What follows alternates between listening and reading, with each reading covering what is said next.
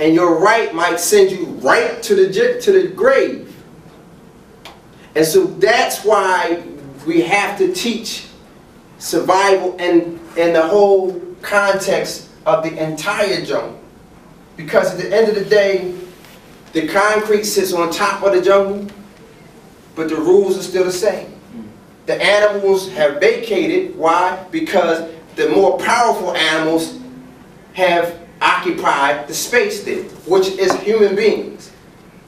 But it's still the same jungle. We just created different. Instead, animals created their own little hubs and places where they would live. Birds create nests. We create nests. They just made out of rocks and bricks and steel. But it's the same basic concept. We are more complicated and we're more intelligent. But it's the same jungle. And it's not a metaphor. It's what it is. So my wife is giving me the nod and tapping her wrist. I know. I thank you for giving me a little more time. So you have as much time as you need. Let her know. I don't know. Everybody has to go. Is there anyone that had a question or comment? You know, I'll run my mouth. I'm sorry if anybody had anything. Is anybody? Yes, ma'am. I just, you went back to about the prison system. What a lot of people, young people, don't know. Prisons is one of the hottest commodities that are out here. And you need to spread this word to others that live in your area. That's right. They want you to come to jail because that's how they make money. You want money in stock, invest in one of them prisons and see how much their stock is.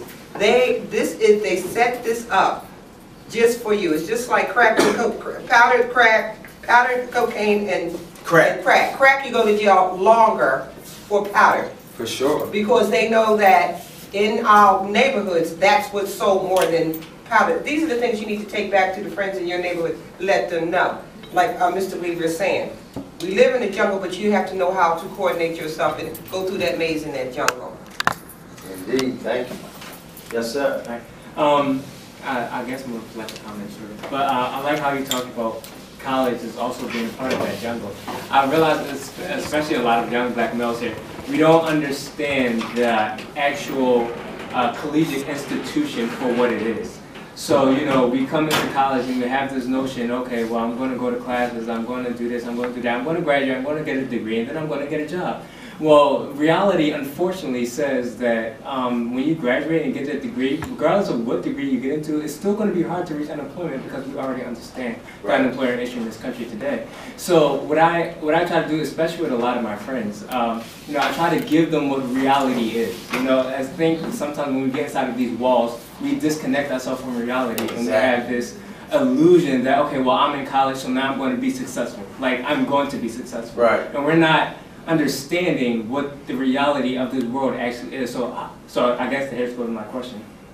How would you go about bringing reality into the young black males who are inside of the collegiate institution? Just what I'm doing right now.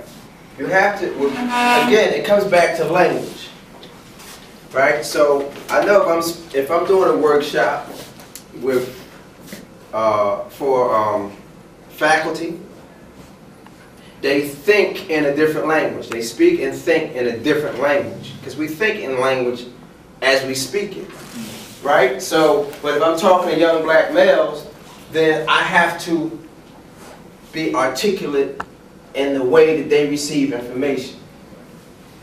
You understand? If I speak to young black males who are from an urban environment and they have a certain dialect and a way, and it's not just the dialect, but it's the fervor in which you speak, the inflections and the way that you deliver and communicate, that really is what connects. And a lot of it has to do with a feeling. You know, Tupac would say, "Tell me, can you feel me?" Right? He's talking about, because they talking about, I don't feel, I hear what you're saying, but I don't feel you, son. Right? So if I'm speaking to young black males, however, I need to articulate that point. Then I have to, if that is the way they receive it, then that's how I have to deliver it. Right? What happens is, often when folks become educated, they think that that language is beneath them. But language is just language. It's a means of communication. You can translate it. Right. English is not superior to Spanish.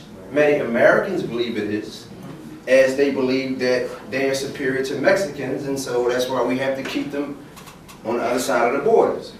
Even though their ancestors inhabited this land before us, but that's another story, right? So, the whole thing is back to the notion of superiority. I'm privileged, you're not. This language is the accepted standard language of the United States of America. I don't speak to that thug like that. Now, if your objective is to teach that thug how to speak and become more cultured, then how do you do that if you don't communicate in a way that he understands? If someone speaks Japanese, or I always use the example, if you are a professor and you were to go to China and they speak Cantonese or Mandarin, and you don't, how do you begin to teach them? If you don't learn their language. If you are not fluent and proficient in their language, they are not going to understand and therefore not feel you. Which means that you're not able to effectively transmit the concept and articulate and teach them whatever it is that you're trying to. So what happens, a lot of kids go to school and it's like Mr. Miyagi said in Karate Kid, there's no such thing as a bad student, only bad teachers. Because the onus is on the teacher to reach the student. I tell everyone, I'm 46, right? So I'm 46. I was 17 before, I was 16, 17, right? If you study martial arts, you understand that if you study karate, if you were a black belt, then you're supposed to know all the katas of a white belt. Exactly. Because you can't graduate to the next belt if you don't understand. So that means you should know where a white belt is. So if I managed 46 years through this jungle, I should understand where a 17-year-old struggle is and be able to go back and help him out of that, right? If you stuck over here, I should be able to help you. Why? Because I got through it. I made it. What happens is a lot of people don't want to be associated because they made it and they're embarrassed by it. So they act like they've never been there and don't want any part because slave master might think that I'm affiliating with my kind. And I'm trying to get him to accept me. And so if he sees me talking to them, he might think that I like them. And he might not let me in. Right? So that's what happens in a lot of situations. But when you function like that, you're not being a free human being. Free thinking. If I'm free as a human being, if I've liberated myself, then I can have empathy for you because I've been there. So I'm going to help you. I'm not going to hold your hand, but I'm going to help you. It's a difference. So I'm not going to bend over backwards and try to be down with you, but I'm going to tell you, look, and I'm going to say it in a way that you understand it, but I'm going to tell you, brother, you got to get your stuff together. It's dangerous. I'm going to help you get out of this trap right here that they set for the bear. And see these medicines here? This is what the ointment that you put on your ankle. And this is how you doctor yourself up. But look, don't hang around here too long because they got more traps around here. And they got landmines. And that guy you hanging with, he's stupid. He's going to get you killed. Stay away from him. And if you want to make it, this is the roadmap. This is the blueprint. Right? Follow what I'm saying. Pay attention to everything I'm saying. Shut up. Listen.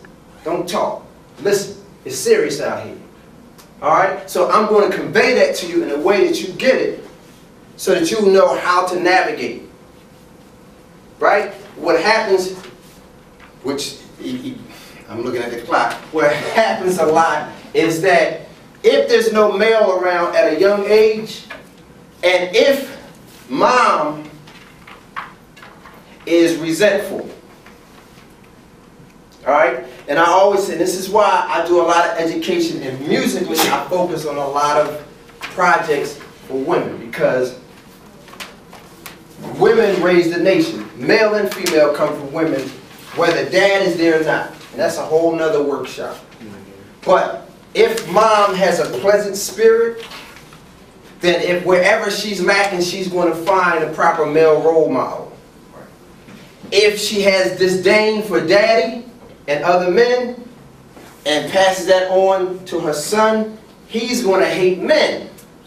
And he's going to be turned into a man who hates men. So when a man comes to help him, he's going to repel that man.